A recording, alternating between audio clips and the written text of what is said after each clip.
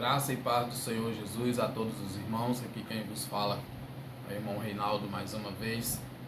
Irmãos, quero aqui neste momento trazer mais uma mensagem da parte de Deus para o meu e para o teu coração. Mais uma mensagem da Pérola da Graça. Nós que fazemos parte da salvação pela graça, salvação pela graça que ela é anunciada por todo o evangelho, né? Toda denominação evangélica, eles dizem que são salvos pela graça. Mas eles falam que são salvos pela graça, mas porém, só essa graça para eles não é o suficiente. Por quê? Porque se precisa implementar algo a mais ainda, porque eles entendem que só o sacrifício de Cristo lá na cruz do Calvário não foi o suficiente, não é o suficiente para salvar. Então que é preciso ter um processo. Tá, a salvação é pela graça, mas precisa aceitar Jesus como seu Salvador. A salvação é pela graça, mas precisa batizar nas águas. A salvação é pela graça, mas precisa participar da Santa Ceia, precisa estar em comunhão, precisa participar de ordenanças, né, dos ministérios, tal e tal. Então, que salvação pela graça é essa, irmão? Que precisa alterar o sacrifício de Cristo na cruz. Então, anula um sacrifício de Cristo lá na cruz para isso, né? E entender que a salvação pela graça é que... O que é a salvação pela graça? É que Cristo ele já nos redimiu lá na cruz do Calvário. Lá na cruz do Calvário nós somos batizados em Cristo. Quando Cristo morre na cruz do Calvário, ele anula todo o pecado. Quando Cristo morre na cruz do Calvário, a lei é abolida. E abolindo a lei, o pecado é abolido. Como assim? Por quê? Cristo ele veio e morreu para os judeus, não para nós os gentios. Cristo ele veio para abolir o pecado. O pecado que era o castigo, que era a carga pesada nas costas, sobre as costas dos judeus, tá? Entendeu? Tem que entender isso aí. E nós, os gentios, a mensagem só chegou para nós depois da cruz. Como os judeus rejeitou Jesus ali, levou ele, condenou ele à morte, e ele foi morto.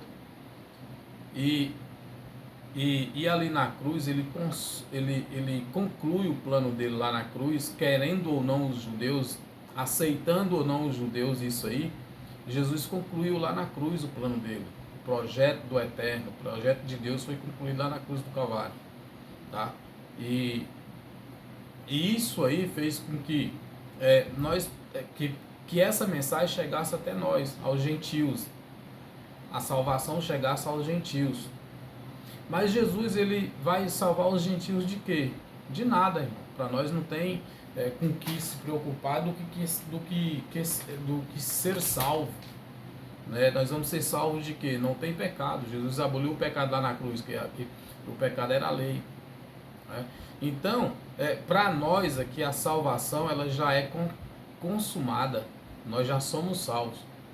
Tá? Nós já somos salvos. Nós só temos que viver em graça, viver em espírito e em verdade, adorando a Deus, glorificando o nome de Deus, fazendo as obras do Espírito e não as obras da carne, fazendo os desejos do Espírito Santo, não os desejos da carne, tá? E quando partirmos dessa vida, esse corpo aqui, esse corpo de carne, ele não vai entrar no céu. Esse corpo ele será lançado ao pó, que do pó ele veio, para o pó ele voltará. E para Deus voltará, para o céu voltará o nosso espírito transformado num corpo de glória, como diz o apóstolo Paulo.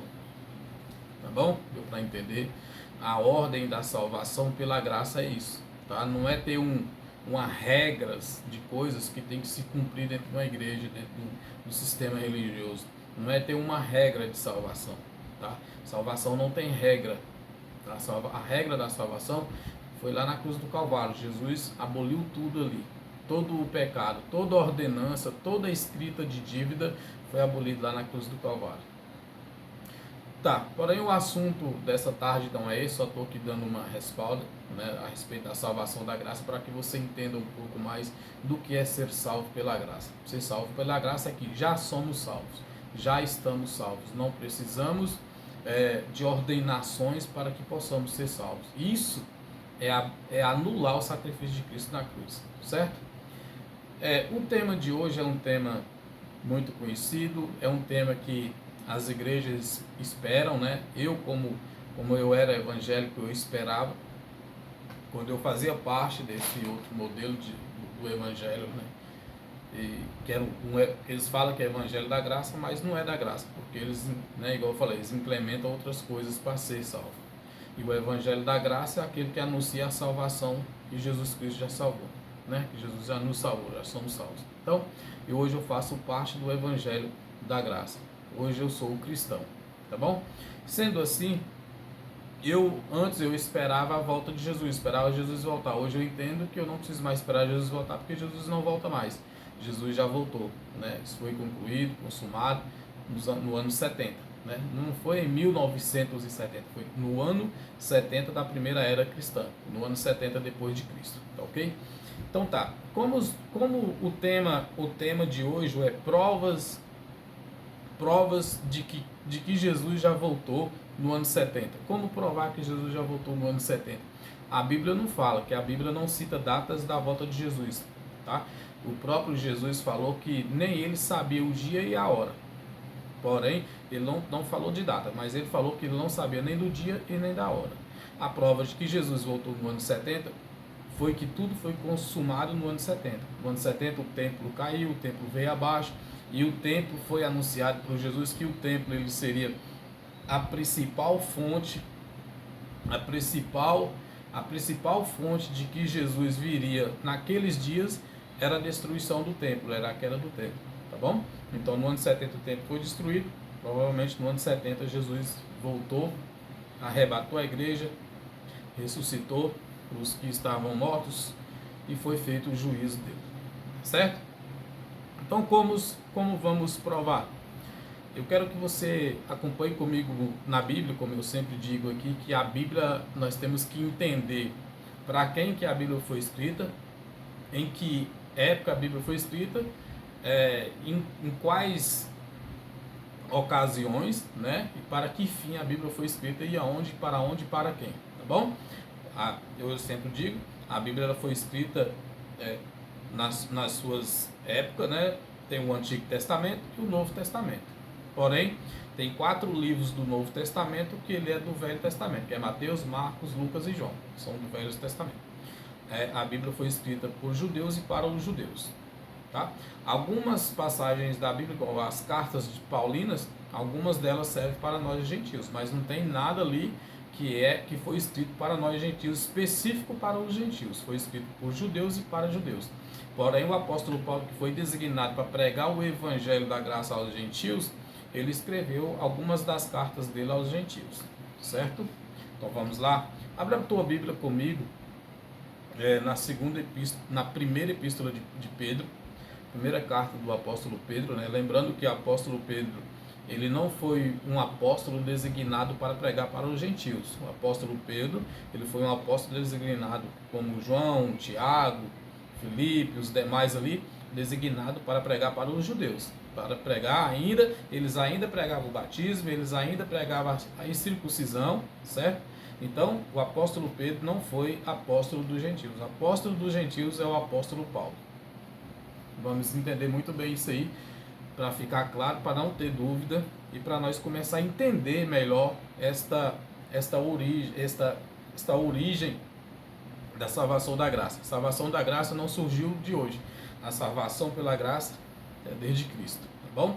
A salvação pela graça é desde o apóstolo Paulo. Então vamos lá? Abre vossas Bíblias no livro de Pedro. Pedro, ele testemunha sobre a vinda de Jesus, sobre a volta de Jesus. Ele foi um dos que escreveu que a volta de Jesus seria naqueles dias, seria naquela época. Por quê? Porque Pedro escreve que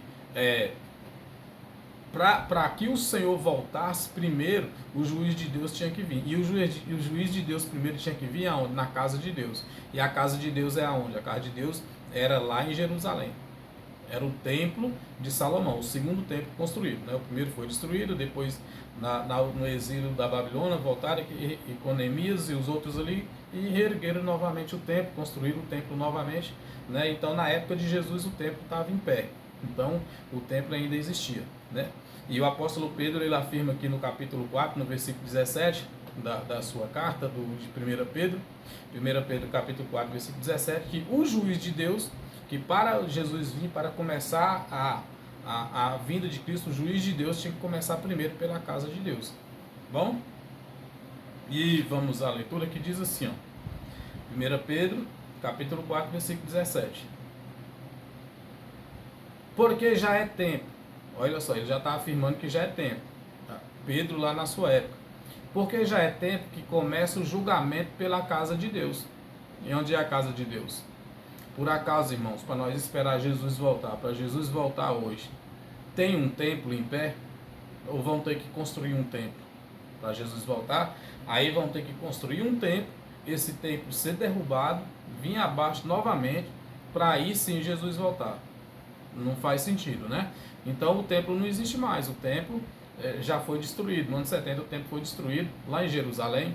Quem vai lá, quem faz suas viagens, os pastores gostam muito de gastar o dinheiro dos fiéis indo lá em Jerusalém, né? Então isso tem prova de que o templo não existe, não tem mais templo. Se não tem mais templo, então Jesus não volta mais, irmão. Jesus já voltou, porque o templo foi a prova da vida de Jesus, tá bom? Porque Pedro fala que primeiro o juiz de Deus tinha que começar pela casa de Deus, e foi pela casa de Deus que o juiz começou. O juiz começou pela casa de Deus. Aí diz assim, continue dizendo assim, ó. E se primeiro começa por nós, qual será o fim daqueles que são desobedientes ao Evangelho de Deus? Então o apóstolo Pedro, que ele em uma conversa lá com os irmãos da época, ele falando, alertando os irmãos, né, que aquele dia que a vinda do Senhor já estava próximo, o fim já estava próximo, Jesus, tudo já estava correndo para acontecer, e que eles se preparassem, porque o juiz de Deus iria começar primeiro pela casa de Deus, que foi pelo templo, foi no templo de Jerusalém que começou a devastação do Império Romano. Depois de Cristo, quando Cristo morre, ressuscita, vai para o céu, aí começa a invasão do Império Romano, que na verdade o Império Romano já imperava ali na época de Cristo, né? Já fazia parte toda aquela predominações daqueles reinos ali na época de Cristo, já fazia parte do Império Romano. Porém, se tornou mais forte ainda, eles vieram mais forte ainda depois que cumpriu todas as profecias bíblicas, né? Que aí o tempo seria desolado, né? Jesus, o Messias, Jesus que é o Messias, ele seria morto, né? E depois que desse fim ali, que matasse o Messias, tudo ali, que aí ele ressuscitaria, né? E depois disso que viria o juiz de Deus sobre Jerusalém, sobre o templo que iria começar, aí o Império Romano viria com mais força. E então, irmãos, como isso tudo já aconteceu, Jesus já veio, o templo já abaixo, Jesus não volta mais, e nós, os cristãos, porque que para nós gentios, o que serve para nós gentios? Nós esperamos o quê? Nós gentios, irmãos, nós não temos ordenança para nós não temos uma carta escrita para nós não temos uns livros na Bíblia escritos para nós, para os gentios, em ordenança para nós. Por quê? Porque a palavra de Deus ela já está em nós, ela já foi escrita em nós. Com a morte de Cristo na cruz do Calvário, com a vinda de Cristo, com a volta de Cristo, depois do ano 70 para cá, nós temos uma vida nova em Cristo Jesus, né? Quero fazer uma pequena ilustração para você. No livro de Hebreus, o apóstolo Paulo escreveu uma das cartas dele aos Hebreus, que serve para nós também, essa mensagem, Hebreus capítulo 8, versículo 10 e 11, que diz assim, ó: porque esta é a aliança que depois daqueles dias farei com a casa de Israel. Depois daqueles dias, diz o Senhor, porei as minhas leis no seu entendimento e em seu coração as escreverei. E eu lhes serei por Deus e eles me serão por povo. Nós somos o povo de Deus.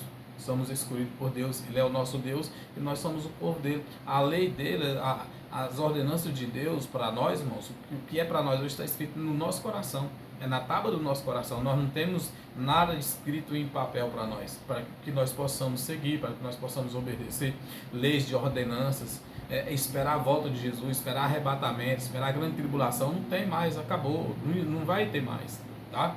No versículo 11 diz assim: e não ensinará cada um o seu próximo, nem cada um o seu irmão, dizendo, conhece o Senhor? Porque todos me conhecerão, desde o menor deles até o maior. Então, desde aquele que nasce até aquele que é o maior, né? Já somos de Deus, já pertencemos a Ele, já somos dele. A palavra dele já está escrita na tábua do nosso coração. Coríntios, lá em 2 Coríntios também, uma carta do apóstolo Paulo aos Coríntios também, que serve para nós, está escrito assim em Coríntios, em 2 Coríntios capítulo 3. 2 Coríntios capítulo 3, do versículo 2 e o 3 diz assim, ó: vós sois a nossa carta, escrita em nossos corações, conhecida e lida por todos os homens, porque já é manifesto que vós sois a carta de Cristo ministrada por nós. E escrita não com tinta, mas com o Espírito do Deus vivo, não em tábuas de pedra, mas em tábuas de carne, que é o nosso coração, tá? Essa é a carta de Deus para nós, os gentios. Nós somos a carta, né? Nós já somos a carta. O mundo olha para nós, o mundo vai olhar para nós e nos enxergar como a carta de Cristo, né? Como servos do Deus vivo, salvos por Ele, resgatados por Ele e vivificamos por Ele, vivemos por Ele. Ele vive em nós, Ele habita em nós, Ele está em nós. O Espírito do Cristo ressurreto, o grande Senhor ressurreto, o Cristo ressuscitado, não o Jesus, que o Jesus ele era o Filho do homem. Então Israel esperava a vinda do Filho do homem. Nós não podemos esperar a vinda do Filho do homem, porque o Filho do homem era quem? Era o filho de José, era o carpinteiro. E o Filho do homem já veio. Quando a Bíblia está falando do Filho do homem, não é o Filho de Deus.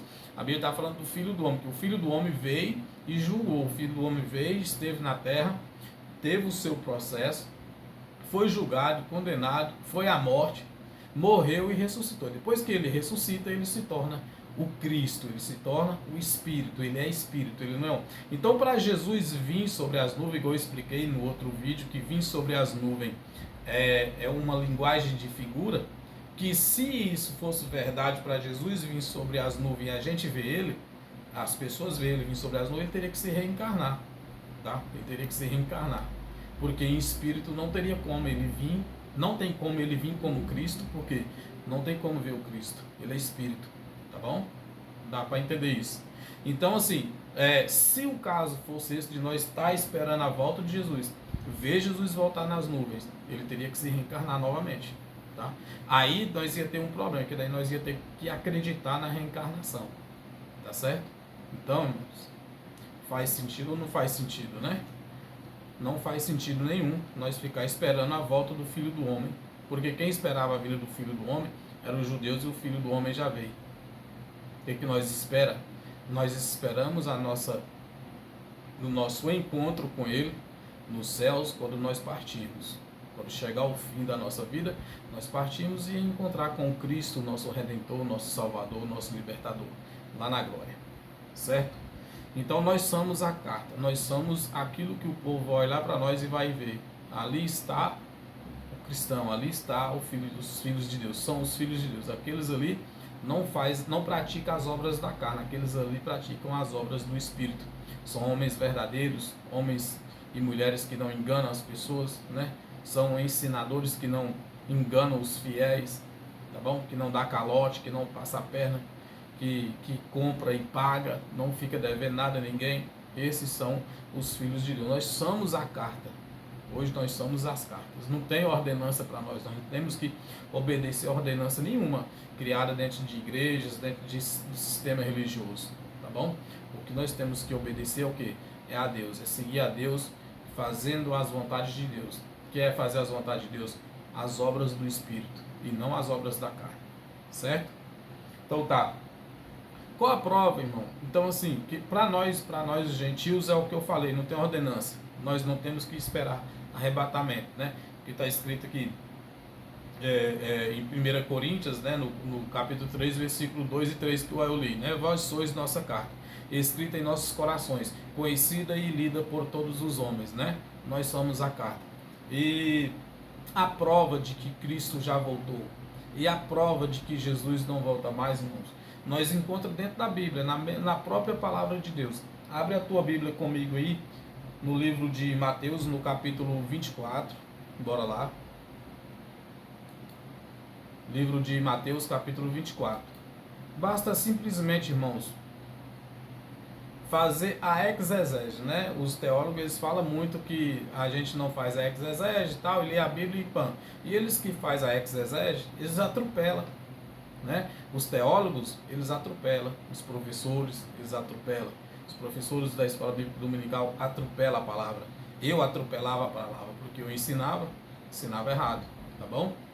Mas quando a gente lê a Bíblia com os olhos iluminados, com a mente iluminada, com o entendimento iluminado, quando nós lemos a Bíblia da forma que ela foi escrita, não tem dúvida, tá? Não tem exegese melhor do que isso, do que ler a Bíblia e entender a Bíblia da forma que ela foi escrita, tá bom?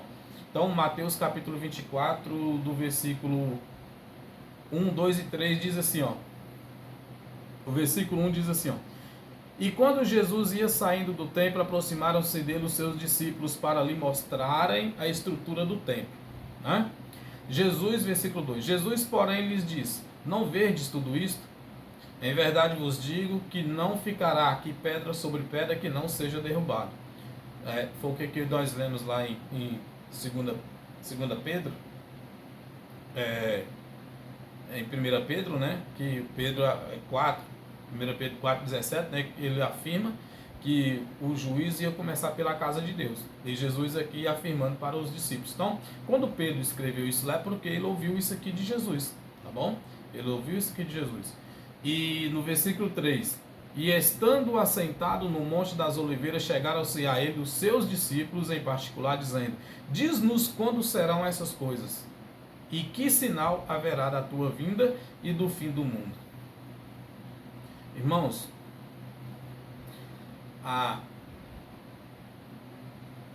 aqui não tem como ter outra dúvida, não tem como ter outra explicação de Jesus aqui já deixa claro, né? Ele já deixa claro aqui a respeito da tua vinda, os sinais da vinda dele, que seria a destruição do templo. Ele fala para os discípulos que não ficaria ali pedra sobre pedra, né? Nós vamos acompanhar aqui no versículo 4. O versículo 4 diz assim, ó, e Jesus respondeu e disse-lhes, acautelai vós, que ninguém vos engane, né? Jesus está falando para quem? Jesus está falando para os discípulos. Versículo 5, porque muitos virão em meu nome, dizendo, eu sou o Cristo, e enganarão a muitos. Versículo 6, e ouvireis de guerra e rumores de guerras. Olhai, não vos assusteis, porque é mister que isto tudo aconteça, mas ainda não é o fim. Então Jesus está falando para os discípulos que tudo isso iria acontecer, o fim iria vir, tudo isso iria proceder, mas que os discípulos não ficassem assustados, porque ainda não seria o fim, né? Era só simplesmente o início do que tudo iria acontecer. No versículo 7, porquanto se levantará nação contra nação, reino contra reino, e haverá fomes e pestes e terremotos em vários lugares. Mas todas estas coisas são princípios da dor. Jesus afirma para os discípulos que tudo aquilo ainda seria o princípio da dor, do que estava por vir depois da morte dele, depois quando o Império Romano invadisse Jerusalém. Então vos hão de entregar, eles, os discípulos, então vós hão de entregar para serdes atormentados e matar-vos. Então os discípulos iriam entregues para serem atormentados e seriam mortos, né? Jesus está afirmando para os discípulos, e sereis odiados de todas as nações por causa do meu nome. Jesus estava falando para os discípulos, tá bom? Para quem? Para mim, para você. Eu não estava lá, você não estava lá, né? Não é nos nossos dias, não é ainda no futuro. Por quê? Porque os discípulos já morreram. E Jesus estava falando isso aqui era para quem? Para os discípulos. Então vós quem? Os discípulos que estavam lá com Jesus, hão de entregar para serdes atormentados e matar-vos-ão, e sereis odiados de todas as nações por causa do meu nome. Quem? Os discípulos. Por quem? Pelo Império Romano, que iria invadir Jerusalém, perseguir a igreja, perseguir os cristãos, perseguir os discípulos, né, os apóstolos, e eles seriam mortos. Versículo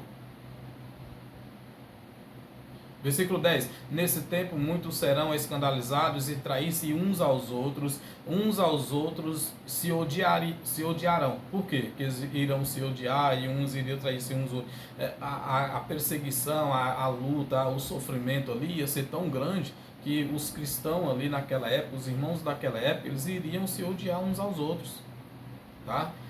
A confusão seria tão grande, o sofrimento ali, a perseguição dessa grande tribulação ali, seria tão grande que eles se odiariam. E surgirão muitos falsos profetas e enganarão a muitos. E por se multiplicar a iniquidade, o amor de muitos esfriará.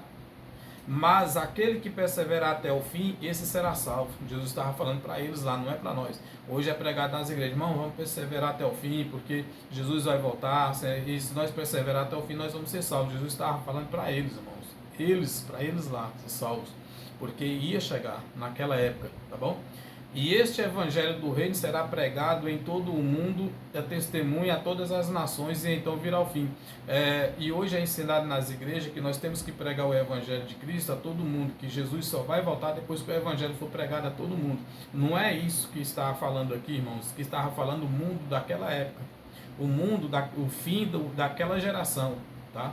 Era o fim daquela geração que Jesus estava falando que aquele evangelho, os discípulos eles teriam que se espalhar e anunciar o evangelho naquelas circunvizinhanças, naquelas regiões ali, nos países, naqueles países próximos ali, naquele mundo ali, que iria vir. E quando esse evangelho fosse anunciado, ele viria. Tá? É isso que está escrito, não é para os dias de hoje, para que nós possamos pregar o evangelho no mundo inteiro, irmão. O evangelho de Cristo ele é pregado no mundo inteiro, não tem esse aí que não conhece de Jesus, não tem. Vai falar, mas vamos lá na África, não sei o que, lá não sei aonde precisa de levar a palavra de Deus, todos conhecem. Né? É tanto que é conhecido que tem lugar que chega para pregar, para falar, eles rejeitam. Se eles rejeitam é porque eles já sabem quem é Jesus. Então não é para esse mundo, não é para hoje essa mensagem aqui, tá bom? Foi para aquela época lá, foi para o evangelho ser pregado em todo o mundo lá naquela época, naquela geração lá, que aí viria o fim, e o fim veio para aquela geração, tá bom? Versículo 15.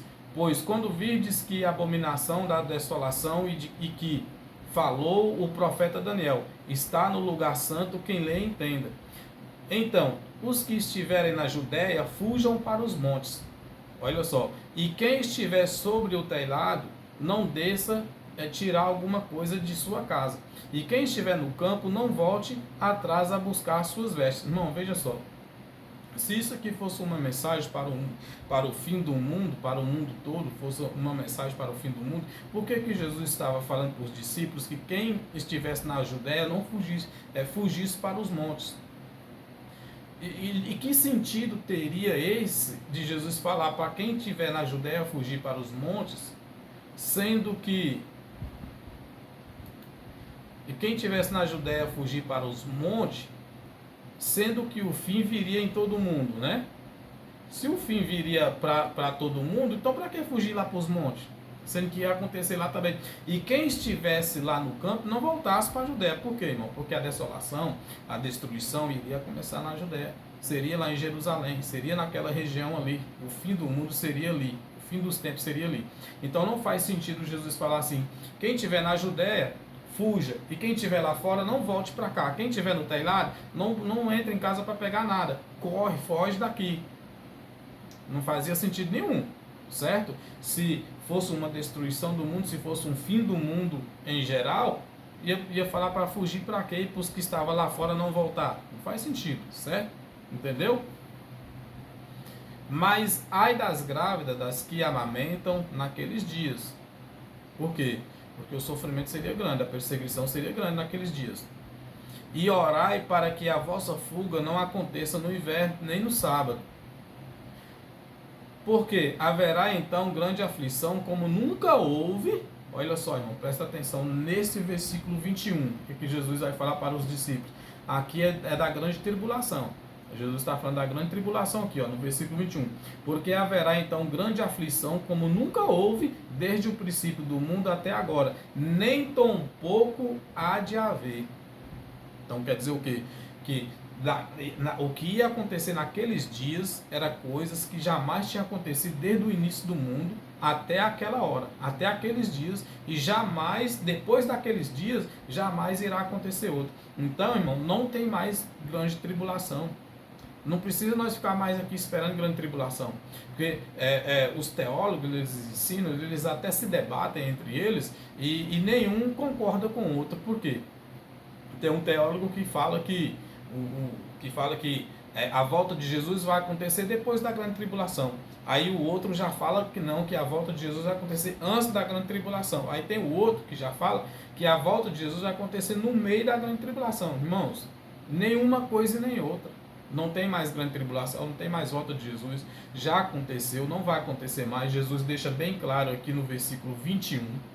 No versículo 21 ficou bem claro. Porque haverá então grande aflição, quer dizer o que? Grande tribulação, como nunca houve desde o princípio do mundo até agora. E o agora aqui, lá no momento em que Jesus estava falando para aquela geração, para aquele povo ali, para os discípulos ali, para os irmãos daquela época. Tá? Nem tão pouco há de haver. Então depois daquilo lá para cá, não ia ter mais, não teria outra tribulação, não teria mais outra aflição, entendeu? Não tem mais, irmãos, foi o fim, acabou, foi lá.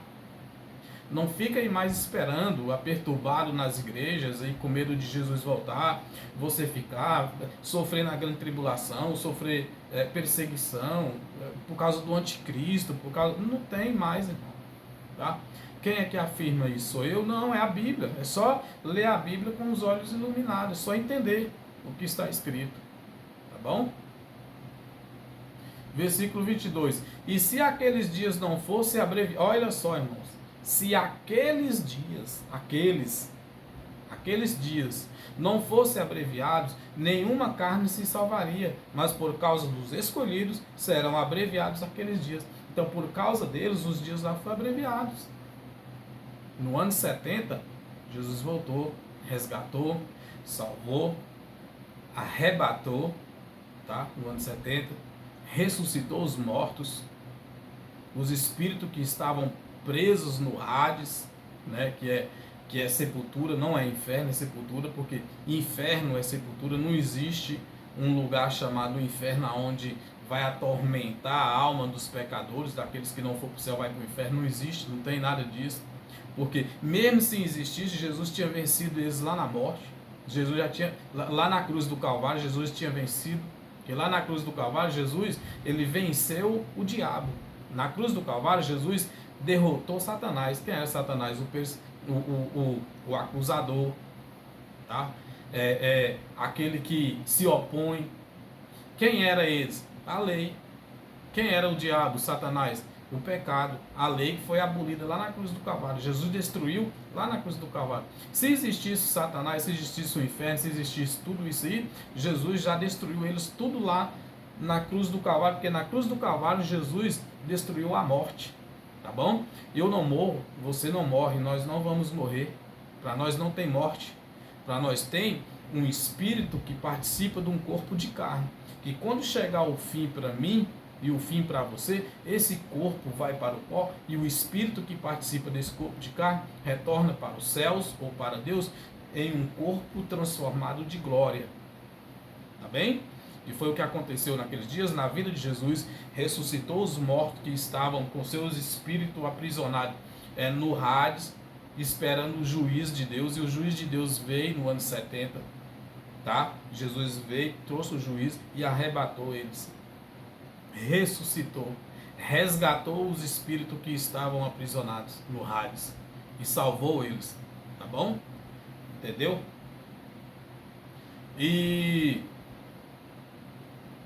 Versículo 24, porque surgirão falsos cristos e falsos profetas e farão tão grandes sinais, prodígios, que se possível fora, enganaria até os escolhidos. Eis que eu vos tenho predito. Portanto, se vós disserem, eis que ele está no deserto, não saiais, eis que ele está no interior da casa, não acreditei. Por quê? Assim como o relâmpago sai do oriente e mostra até o ocidente, assim será também a vinda do Filho do Homem naqueles dias, quando Jesus voltou naquela época. Tá bom, irmãos? Claro para você aí? Entendido? Tá dando para entender certinho? Então é nós entender, irmãos, que tudo isso já se consumiu. Tudo isso já chegou ao fim. Tudo isso já aconteceu. Jesus já voltou. Não precisa mais ter medo de ficar com medo de Jesus voltar e você ficar, irmão. Como os líderes, os pastores nos assombravam dentro da igreja, né? Aceita Jesus, muda sua vida, arrependa-vos, porque é chegado o reino de Deus, Jesus vai voltar, Jesus está voltando, Jesus está vindo, Jesus está chegando. Cada catástrofe, cada peste, cada guerra, cada terremoto, cada vulcão, cada coisa que acontece nesse mundo, estão dizendo que é Jesus que já está voltando. Não tem nada disso, irmão. Enquanto nós viver, enquanto nós existir, enquanto existir mundo, todas essas coisas vão acontecer. Tá? Versículo 34, e em verdade vos digo que não passará esta geração sem que todas essas coisas aconteçam. Quer uma prova? Leia o versículo 34.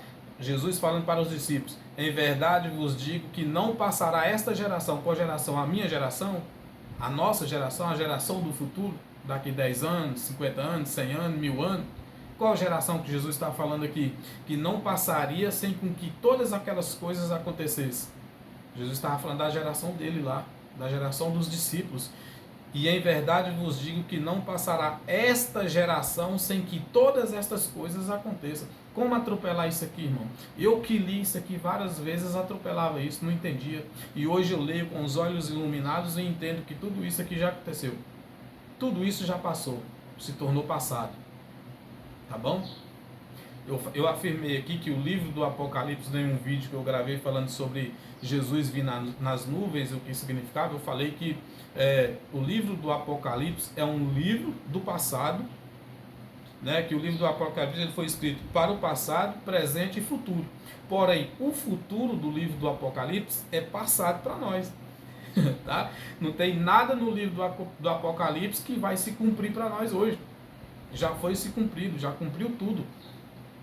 Todas as profecias bíblicas sobre a vida de Jesus, sobre o fim dos tempos, sobre tudo isso, sobre grande tribulação, sobre o anticristo, tudo isso já se cumpriu, irmãos. O livro do Apocalipse já se cumpriu. Não tem mais nada no livro do Apocalipse para se cumprir. Já se cumpriu todas. Tá certo? 2 Tessalonicenses, vamos ver a visão do apóstolo Paulo sobre a vinda de Jesus Cristo. 2 Tessalonicenses, a visão do apóstolo Paulo, capítulo 2, o que o apóstolo dos gentios vai dizer para nós aqui. O apóstolo Paulo ele foi o apóstolo dos gentios. 2 Tessalonicenses, capítulo 2, do versículo 1 e 3, diz assim, ó: ora, irmãos, rogamos-vos pela vinda do nosso Senhor Jesus Cristo e pela nossa reunião com Ele. Irmão, presta atenção aqui. Isso aqui é tanto que foi naquela época que o apóstolo Paulo se incluía. Tá bom? Se fosse para nós hoje ou para o futuro, como é que o apóstolo Paulo iria se incluir nisso aí? Como é que ele ia escrever dessa forma aqui? Ora, irmãos, rogamos-vos pela vinda do nosso Senhor Jesus Cristo, que pela nossa reunião com Ele. O apóstolo Paulo esperava reunir com Cristo, encontrar com Cristo. O apóstolo Paulo entendia que a vinda de Cristo seria tão naqueles dias que ele se incluía no evento. Tá?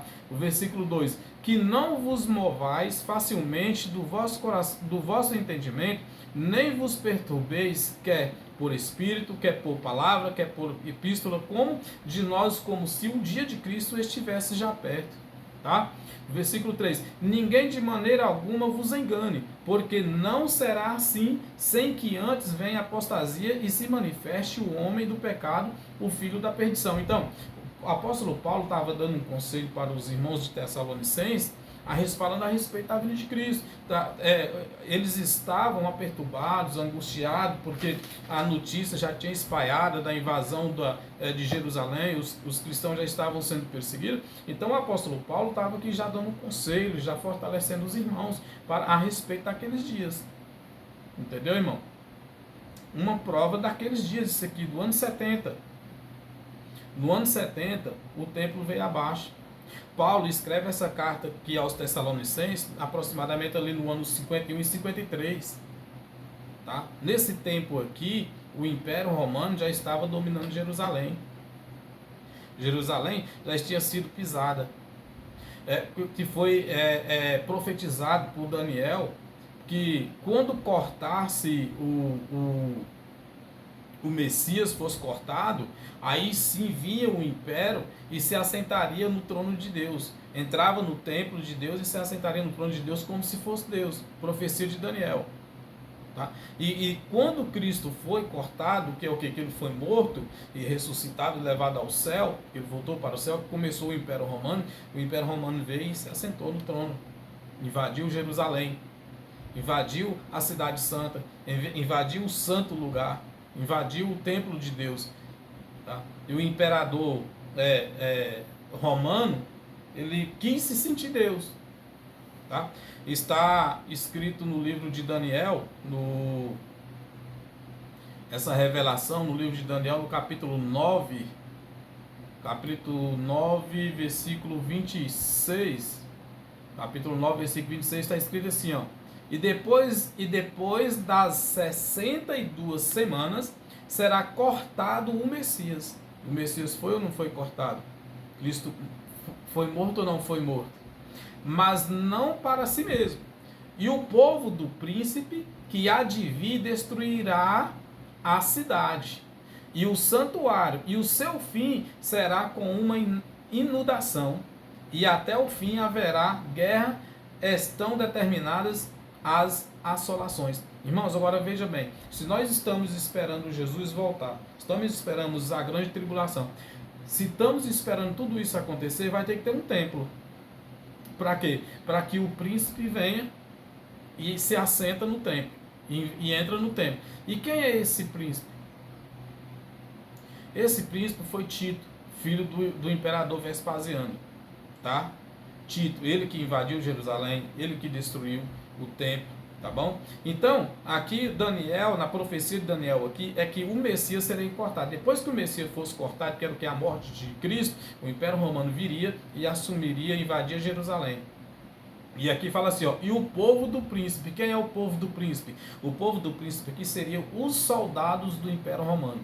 Ó, e o povo do príncipe que há de vir, né, o povo do príncipe, Daniel estava trazendo essa profecia aqui para o futuro, que era para aquele futuro lá, não é para o nosso futuro.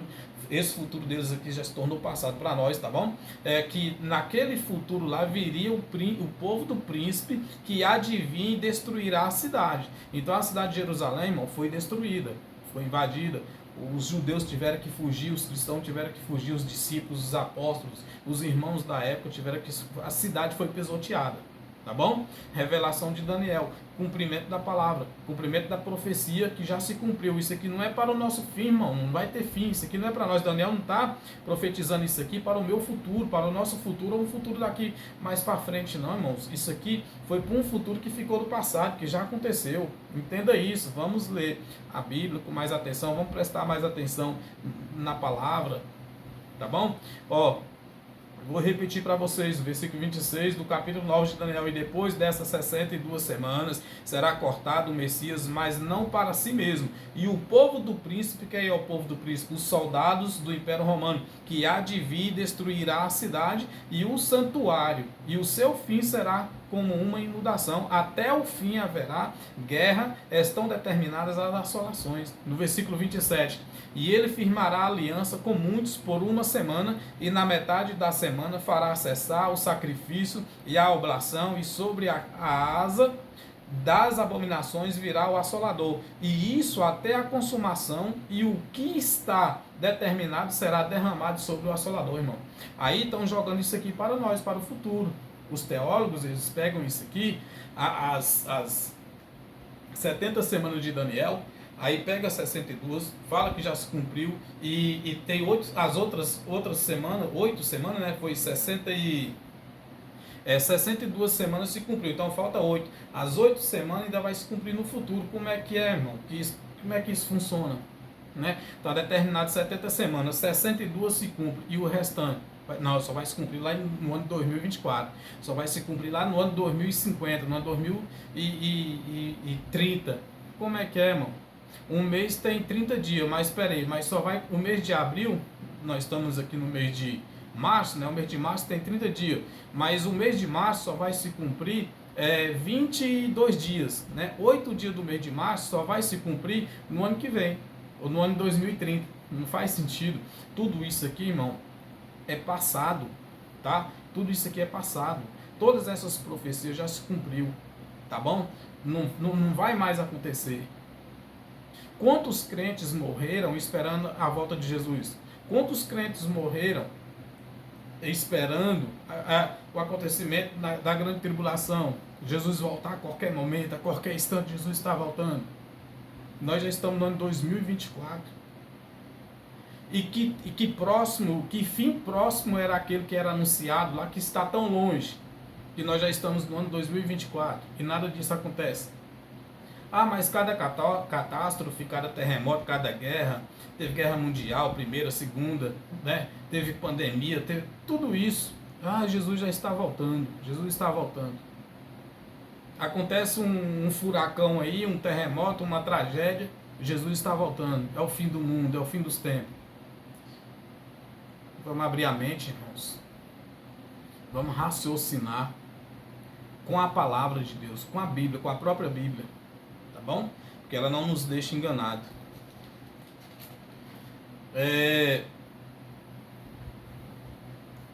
O povo de um príncipe, que era o povo de um príncipe, né? Igual eu já falei, o povo de um príncipe aqui que Daniel afirma que viria para assolar a cidade, era o Império Romano, os soldados do Império Romano, né?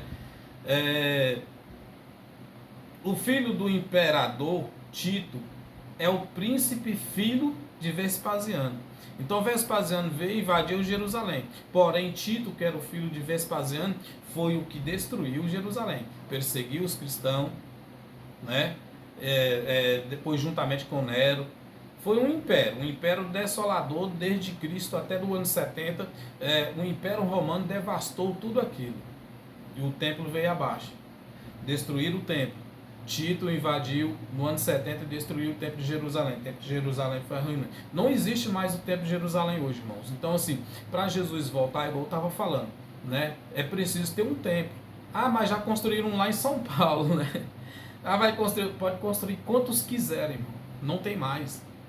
Porque o único templo que existe hoje é eu e você. Nós somos o templo do Espírito Santo. Nós somos o templo de Deus. Não tem mais um templo de Deus lá em Israel. Não tem mais o templo de Salomão lá em Israel, para que o inimigo venha e entra e invade o templo para poder destruir, para preparar para a vinda do Messias. Já aconteceu. Não faz sentido isso, não.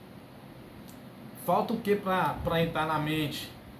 Era o que faltava para entrar na minha mente. Era eu ter um entendimento. Era eu entender isso aqui, que tudo isso aqui é passado. A Bíblia, irmão, ela é passado. Eu pregava que, toda vez que eu ia estudar uma mensagem da Bíblia para pregar ela em um culto, que eu era convidado para pregar nas igrejas, ou na igreja que eu tomava de conta, eu falava para esses irmãos, abre a tua Bíblia no livro de tal, no capítulo tal, eu vou ler uma mensagem aqui, que é uma mensagem conhecida, todos conhecem essa mensagem, mas a palavra de Deus, ela se renova a todo instante. A todo instante ela está se renovando para nós. Não é, irmão, é passado. Tá bom? A Bíblia já se cumpriu, não tem mais nada na Bíblia para se cumprir. Eu e você somos promessa cumprida. Nós já somos promessa cumprida. Tudo já se cumpriu na tua vida, tudo já está concretizado. O céu já está preparado, já está lá só te esperando. Tá? Jesus já foi, já preparou lugar, já preparou morada, já está lá só te esperando chegar lá. Está só me esperando chegar lá. Não tem salvação individual.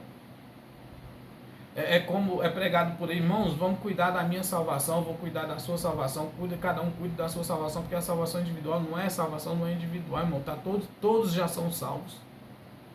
Todos, quando eu falo todos, é exceto o que a Bíblia afirma sobre o filho da perdição.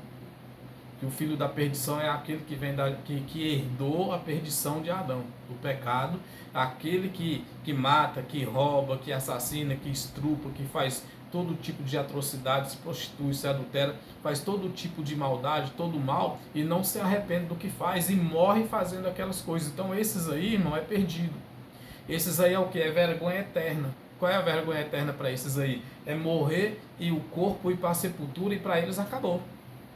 Acabou, não tem mais nada, é vergonha eterna.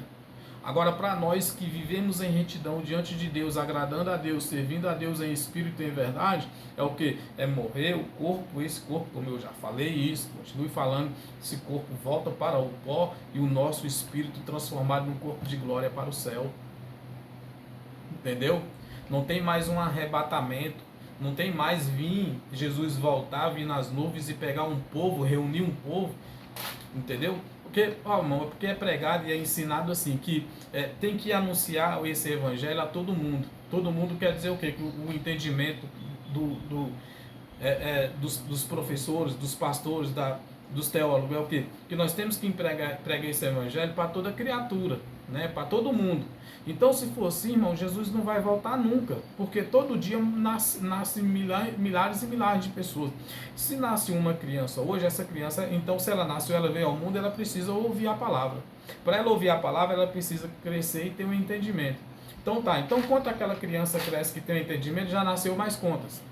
Aí tem que pregar para essas também. Então, Jesus não vai vir nunca, porque está todo dia nascendo. Tem pessoas nascendo todos os dias, todo minuto, todo segundo nesse mundo. Não faz sentido, entendeu? Que Jesus, o povo fala bem assim, né? Os crentes falam bem assim, não, Jesus só vai voltar depois que o evangelho for pregado a todo mundo. Então pronto, Jesus não vai voltar nunca, porque todo dia nasce, toda hora, todo minuto, todo segundo nasce um. Então para ele voltar, então ele vai ter que impedir de que as pessoas nasçam. Não vai poder nascer mais gente para que esse evangelho seja concluído. Fez sentido aí ou não fez? Tá bom? Uma das provas, irmãos, de que Jesus, do que foi sobre a vinda dele, sobre a vinda de Jesus, a destruição do templo de Jerusalém naqueles dias, nós encontramos também em Lucas, no capítulo 21, Lucas capítulo... Deixa eu abrir aqui. Lucas capítulo 21. O que diz aqui? Lucas 21.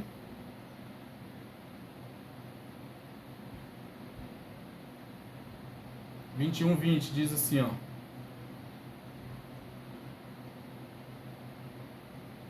Aqui, ó. O que foi profetizado lá por Daniel. Lucas capítulo 21, versículo 20. Jesus falando com os discípulos, ó. Mas quando virdes Jerusalém cercada de exército, sabeis então que é chegada a sua desolação. Tá? Lucas capítulo 20, versículo 21. Jesus falando para os discípulos. Mas quando virdes Jerusalém cercada de exército, sabei então que é a chegada e a sua desolação. Irmão, Jerusalém foi sitiada ou não foi sitiada? Jerusalém foi cercada e pisada ou não foi cercada e pisada? Você lê história, vai na história, você faz teologia, eu fiz teologia, irmãos, eu fiz escatologias que falam dos acontecimentos das últimas coisas, do fim dos tempos, tá bom? E tudo isso aqui, irmão, já aconteceu, no ano 70 já aconteceu, porém eu fiz escatologia e ensinava errado. Ensinava, e eu fiz a escatologia do fim dos tempos, do fim das coisas, que ia acontecer, a grande tribulação, para a volta de Jesus, tudo isso, do anticristo, mas eu ensinava errado, porque eu acreditava que ainda ia acontecer, mas já aconteceu isso aqui, tudo isso aqui já aconteceu. Tá? Ó, o próprio Jesus falando aqui uma profecia que foi anunciada por Daniel. Mas quando virdes Jerusalém cercada de exército, sabeis então que é chegada a sua desolação. Não é Jerusalém sendo cercada de exército lá hoje, né, com a guerra que está acontecendo lá em Jerusalém. ou que virá acontecer mais guerra, ou as guerras que já aconteceram em Jerusalém. Não é isso.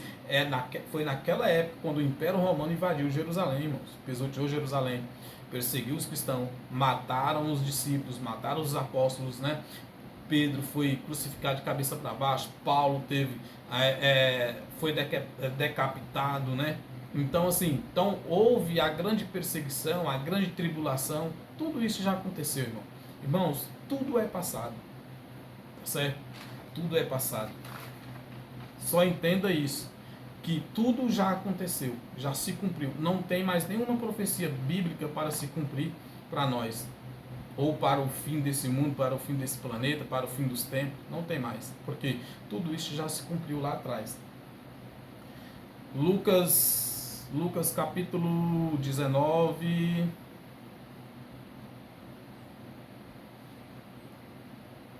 Lucas capítulo 19 diz assim, capítulo 19, versículo 43 e 44. Lucas capítulo 19, 43 e 44 diz assim, ó: porque dias virão sobre ti, em que os teus inimigos te cercarão de trincheiras e te sitiarão, e te estreitarão de todos os lados. Foi o que aconteceu com Jerusalém, tá bom? Palavra do mestre aqui. Capítulo 44. E te derrubarão, a ti e os teus filhos, que dentro de ti estiverem, e não deixarão em ti pedra sobre pedra, pois que não a conheceste o tempo da tua visitação. Tá bom? Profecia que Jesus afirmando para os seus discípulos que naqueles dias, lá no templo de Jerusalém, o inimigo iria invadir, iria destruir, e tudo aquilo seria perdido. Não teria mais, não tem mais tempo, irmão. Se não tem mais tempo, não tem mais volta de Jesus, foi desolação. Então, não tem dúvida nenhuma aqui. Eu não tenho dúvida de que tudo isso já aconteceu. Eu não tenho dúvida de que eu não preciso mais esperar a volta de Jesus. Eu não tenho dúvida de que Jesus não já voltou, né? Porque ele já voltou. Ele já voltou, já resgatou os seus, já levou os seus e preparou morada já para mim e para você. Nós já temos a nossa morada cativa no céu, tá bom? Não fica aí esperando grande tribulação, não fica aí esperando arrebatamento, não fica aí esperando Jesus voltar, né? As pessoas estão se tá uma confusão danada, irmão, porque tipo assim, as pessoas estão dentro da igreja com medo de que Jesus volte e elas fiquem. Porém, irmãos, tem pessoas dentro da igreja com esse medo e que se Jesus voltasse mesmo, eu falo a verdade para você, irmãos, ninguém não ia subir não. Nem mesmo os pastores que estão lá no altar lá pregando, ensinando lá, provavelmente não ia, né? Por quê? Eles próprios são os que enganam as pessoas, os próprios pastores que estão lá dentro das igrejas, são os que enganam. Por quê? Eles acusam os fiéis de ladrão. Fala que eles estão roubando a Deus porque eles não dão dízimo, eles não devolvem os seus dízimos. Fala que eles é ladrão, está roubando a Deus. E eles estão fazendo o quê? Enganando os fiéis, estão enganando as pessoas com essas mentiras de dízimo, falando que a pessoa vai para o inferno porque está roubando a Deus. Se roubar a Deus, não vai para o inferno. Sem entender que essa passagem que eles usam, que é de Malaquias 3,10, é lá no passado, né? É lá no passado. Não é ordenança para nós. Mesmo se fosse algo que valisse hoje, porque não existe mais templo, eu acredito que até os judeus não dizimam mais, não dão mais os seus dízimos, porque não tem mais o templo. E se não tem mais o templo, não tem mais sacrifício lá no templo. Se não tem mais o templo, não tem mais serviço para os levitas lá no templo, porque o templo foi destruído. Então, eu acho que até os judeus não dizimam mais, né? Porque os dízimos eram dos frutos, das colheitas, das lavouras, né? Então, acho que nem eles dizimam mais. Então, por que nós temos que dizimar? Se era uma ordenança para lá, era para eles, era uma ordenança, mas se tornou passado, irmão. Tá bom? Se tornou passado. Mas aí os pastores, eles continuam, a lei ela foi abolida lá na cruz do Calvário, Jesus aboliu a lei. Mas os pastores continuam fazendo jus à lei dentro das igrejas. É como que se o sacrifício de Cristo lá na cruz não tivesse valido de nada, não serviu de nada. Não, Jesus morreu lá na cruz do Calvário, mas está errado, nós temos que manter a lei. Como é que é isso, manter a lei? O dízimo é da lei, o batismo nas águas é da lei, a ceia é da lei, mas eles falam Santa Ceia, mas não é ceia, é Páscoa, né? É da lei. Jejum é da lei, é tudo daquele bolo de pecado ali, das ordenanças da lei ali.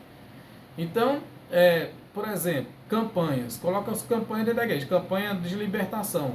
Mas libertar de quê? Se Jesus já nos libertou. Então, se precisa de campanha de libertação, o sacrifício de Cristo lá na cruz foi em vão, certo? Foi em vão. Se precisa de batismo nas águas, o sacrifício de Cristo lá na cruz foi em vão. O batismo com Cristo lá na cruz, quando nós fomos batizados com ele lá na cruz, não valeu. Nós temos que continuar a batizar nas águas. Eu não fui liberto com Cristo. Cristo não me libertou. Eu preciso de uma campanha de libertação. Né? Não tem passagem bíblica nenhuma. Se nós tivéssemos uma ordenança bíblica para nós aqui, nós poderíamos procurar campanhas dentro da Bíblia, que nós não vamos encontrar em lugar nenhum na Bíblia falando sobre campanha. Não tem campanhas na Bíblia. Então é tudo coisa do homem, invenção do homem. São tudo ensino do homem, irmãos. Isso é tudo do homem, tá? Não é de Deus. Isso não é ensinamento de Deus. É do homem. Entendeu isso aí? Abra a tua Bíblia comigo em Apocalipse, que para nós finalizar. Apocalipse. Capítulo 1, versículo 19. E diz assim. Capítulo 1, versículo 19. Escreve estas coisas que tem visto, e as que são, e as que depois destas hão de acontecer. Aqui Jesus ele deu quando ele encontrou com João lá na ilha de Pátimo, Jesus quando foi instruir a João a escrever o livro do Apocalipse, o livro do Apocalipse ele foi escrito para o passado, presente e futuro, para as coisas passadas, as coisas presentes, para as coisas futuras. Porém, irmãos, esse presente, esse passado e esse futuro, para nós é tudo passado, tá bom? Aí no versículo 19 aqui que nós leu, está escrito assim, ó. E Jesus falou para João, escreve as coisas que tens visto, as que João viu, e as que são, as que João estava vendo, e as que depois dessas hão de acontecer. Por quê? Esse livro do Apocalipse, dizem que ele foi escrito no ano 95, só que não foi.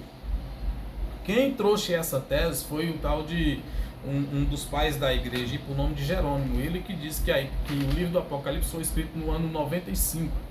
Mas não foi. O livro do Apocalipse ele foi escrito entre 64, 65, por ali. João, esse livro escrito por João aqui, ele foi escrito antes do ano 70. Tá? Então, como ele foi escrito antes do ano 70, a prova aqui é de que o futuro do livro do Apocalipse chegou ao fim no ano 70, quando tudo concluiu, quando tudo foi concretizado. O anticristo, grande tribulação, a queda do templo, a volta de Jesus, a ressurreição dos mortos, o juízo de Deus sobre Jerusalém, sobre Israel, tudo isso aconteceu no ano 70. Então, o livro do Apocalipse, ele é passado para nós também, tá bom? Não tem futuro, profecias futuras para nós no livro do Apocalipse. Aqui, ó, Jesus, no versículo 1 do capítulo 1, ele diz assim, ó, a revelação de Jesus Cristo, a qual Deus lhe deu para mostrar aos seus servos as coisas que brevemente devem acontecer. Olha só, que brevemente. E pelos seus anjos as enviou e as notificou a João, seu servo. Né? Mostrar as coisas que breve iria acontecer naquele tempo. Tá bom? Não é para hoje. Porque senão Jesus teria que falar para João aqui, João, lá para o ano 2024. Para Reinaldo, para Pedro, para Maria, para Marisa, para todos lá do ano 24, ficar sabendo do que eu vou vir, que eu vou estar chegando. Não, mas foi tudo para aquela época. Simples de entender, né, irmãos? O versículo 2 diz assim, ó, o qual testificou da palavra de Deus e do testemunho de Jesus Cristo e de tudo o que tem visto. Então, era para João escrever o que ele viu, o que ele estava vendo e o que iria acontecer nos próximos dias. tá bom? No que iria acontecer naqueles próximos tempos ali, que seria próximo, né? Que seria logo, que não ia demorar. Versículo 3: Bem-aventurado aquele que lê e os que ouvem as palavras desta profecia e guardam as coisas que nela estão escritas, porque o tempo está próximo, irmão. Isso aqui foi lá com João. Jesus falando que o tempo está próximo e nós já estamos no ano 2024, irmão. Faz sentido isso aí para você? Dá para entender?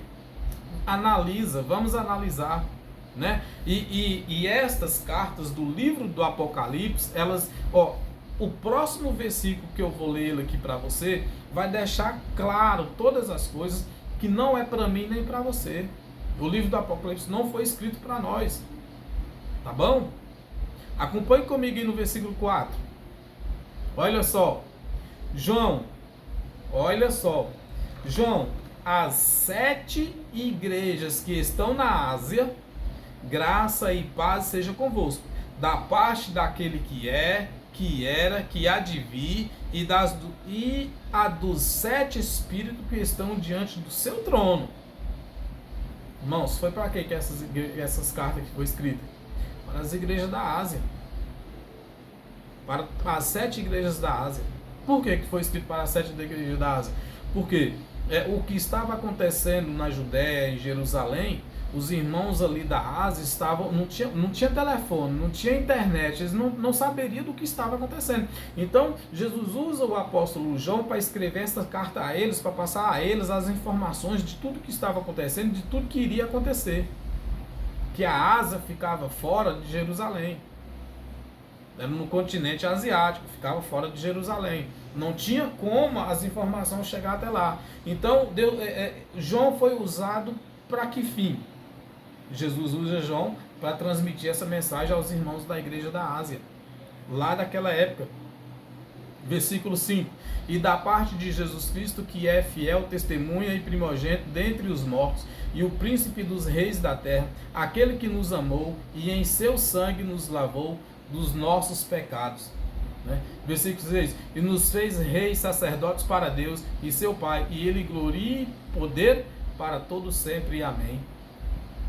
Eis que vem com as nuvens, todo olho verá, até os mesmos que os transpassaram, e todas as tribos da terra se lamentarão sobre ele, sim. Amém. Irmão, presta atenção nesse versículo 7 aqui, Jesus afirma aqui, João afirma aqui, porque João escreveu esse versículo? João ouviu isso aqui de Jesus lá, quando Jesus estava falando com ele sobre a vinda dele, das coisas que iria acontecer. Porque até aqueles que transpassaram Jesus, eles iriam ver Jesus. E para Jesus, se fosse para Jesus voltar hoje e amanhã, então esses homens aqui, esses aqui que bateu em Jesus, que cuspiu ele, que furou ele com a coroa de espinho, que furou ele com a lança, esses aqui que bateu nele com a azorrague, né, que rasgou o corpo de Cristo com a lança, eles teriam que estar vivos, né? Por quê? Porque aqui ele fala que todos eles iam ver isso. Olha só, eis que vem com as nuvens, e todo olho verá. Todo olho iria ver. Mas não era ver Jesus nas nuvens, não. Eles iriam ver o juiz dele sobre eles. Eles iriam sentir na pele tudo aquilo que eles fez com Jesus.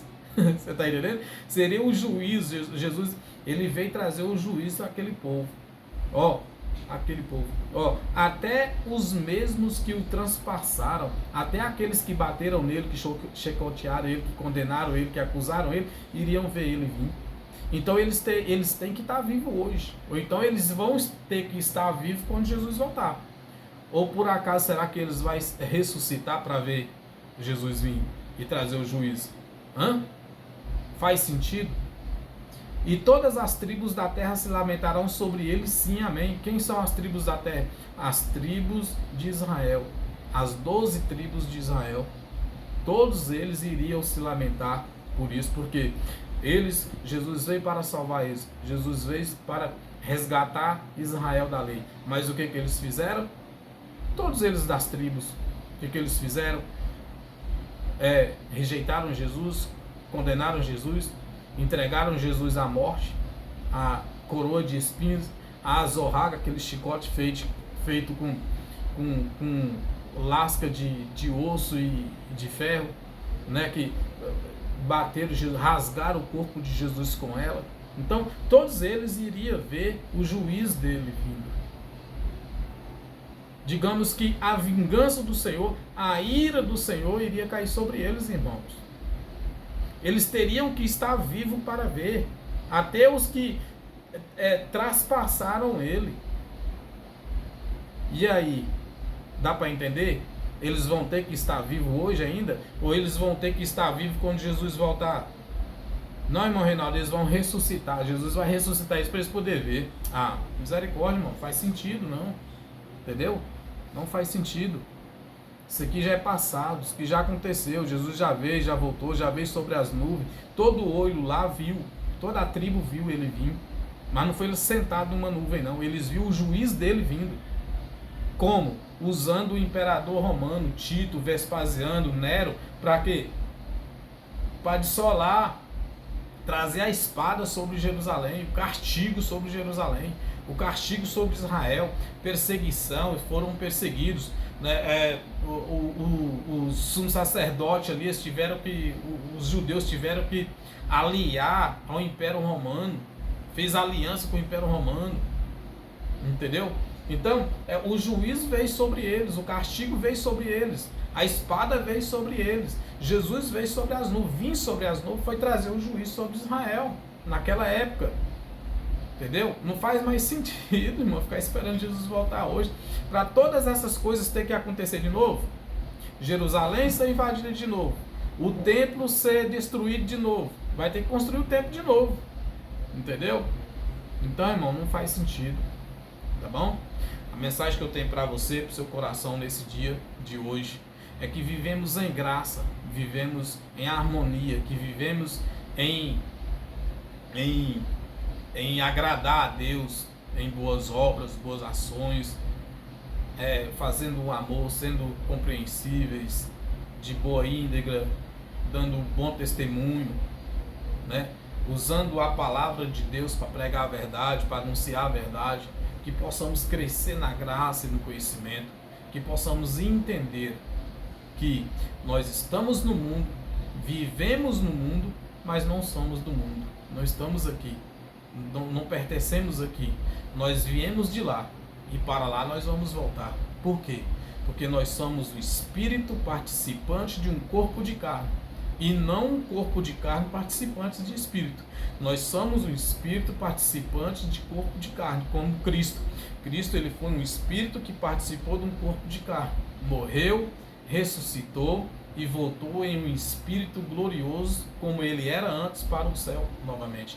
E assim somos nós. Nós viemos um espírito participar de um corpo de carne, um corpo que sofre, um corpo que sente dor, um corpo que sente angústia, agonia, tem seus desejos. É um corpo que vai nos fazer lutar contra o espírito, mas nós temos que viver em espírito para que esse espírito vença esse corpo que tem os desejos da carne, tá? Para que possamos viver no reino de Deus. Nós já estamos no reino de Deus, nós já vivemos o reino de Deus. Jesus deixou bem claro que o reino de Deus não seria um reino visível, que seria um reino invisível. Se esse reino de Deus é um reino invisível, é porque nós já vivemos esse reino já está em nós, já habita em nós, e nós já vivemos o reino de Deus. E para que possamos ter a comunhão, as bênçãos do reino de Deus, as boas feitorias do reino de Deus nas nossas vidas, nós temos que fazer por merecermos, tá bom? E que assim seja, que sejam todos abençoados aí, tua casa, tua família, receba em dobro aí da parte de Deus nas tuas vidas, e que o Senhor possa nos abençoar hoje e sempre, em nome de Jesus. Amém?